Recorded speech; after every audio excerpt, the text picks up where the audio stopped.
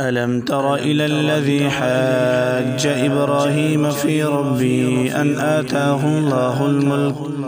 إذ قال إبراهيم ربي الذي يحيي ويميت قال أنا أحيي وأميت قال إبراهيم فإن الله يأتي بالشمس من المشرق فأت بها من المغرب فبهت الذي كفر والله لا يهدي القوم الظالمين.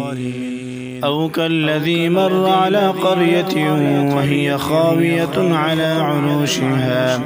قال أنى يحيي هذه الله بعد موتها فأماته الله 100 عام ثم بعثه قال كم لبثت قال لبثت يوما أو بعض يوم قال بل لبثت 100 عام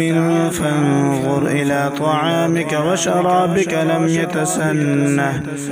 وانظر إلى حمارك ولنجعلك آية للناس وانظر إلى العظام كيف ننشزها ثم نكسوها لحما فلما تبين له قال أعلم أن الله على كل شيء قدير. وإذ قال إبراهيم رب أرني كيف تحيي الموتى قال أولم تؤمن قال بلى ولكن ليطمئن قلبي قال فخذ 4 من الطير فصرهن إليك ثم اجعل على كل جبل منهن جزءا ثم ادعهن يأتينك سعيا واعلم أن الله عزيز حكيم.